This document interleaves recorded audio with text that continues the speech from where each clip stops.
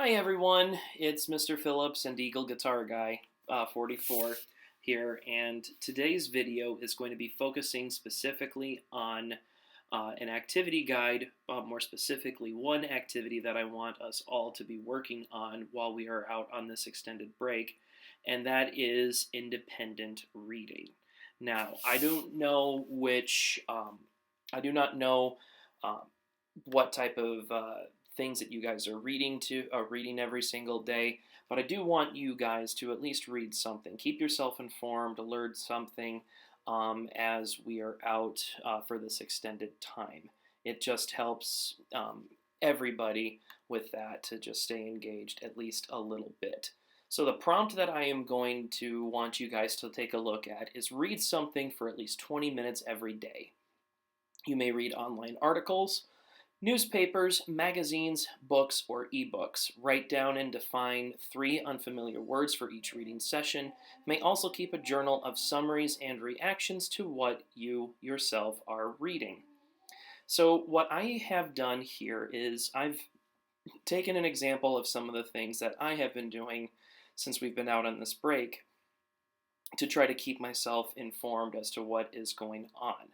What I have done here is I've got an article from the newspaper Politico divided into 5 slides rather, and I'm going to actually be reading this out loud in this video.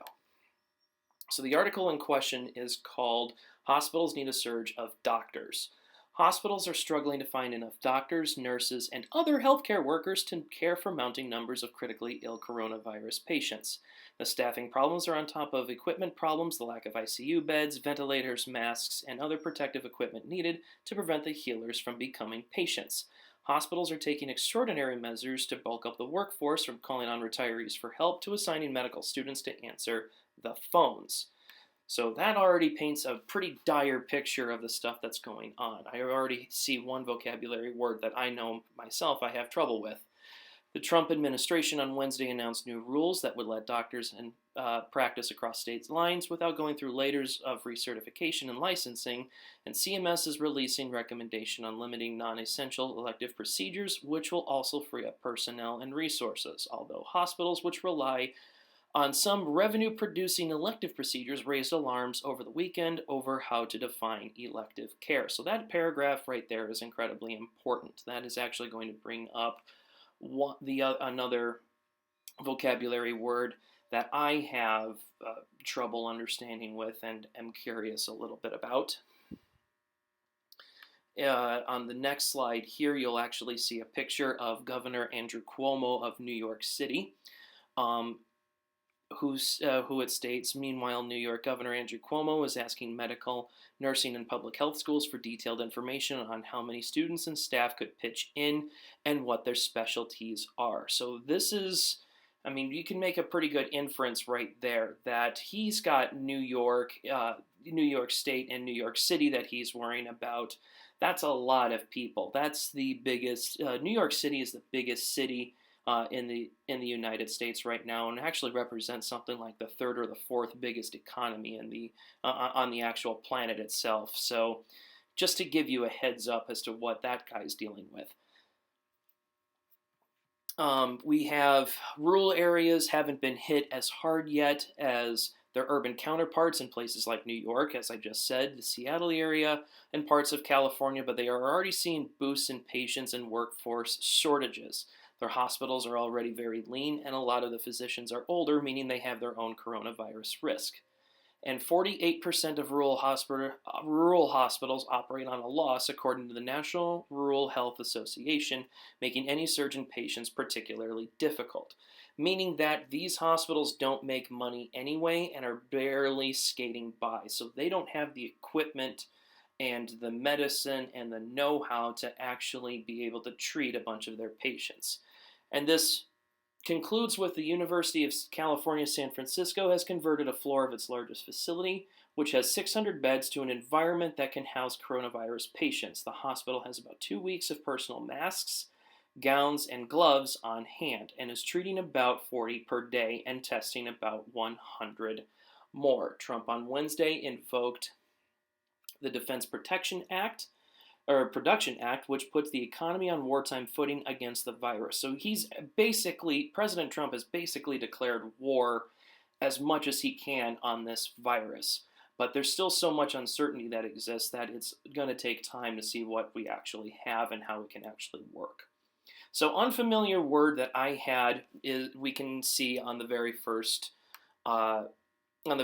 page of this article, a ventilator, which is actually a medical device that assists in someone's breathing. So if you are on a ventilator, think of this if you know of somebody who has been on life support or things like that. They cannot breathe on their own. So if you have somebody who has an upper respiratory infection like what the coronavirus is, and your hospital is out of ventilators, you can see how that might be just a little bit of an issue, but that's just me.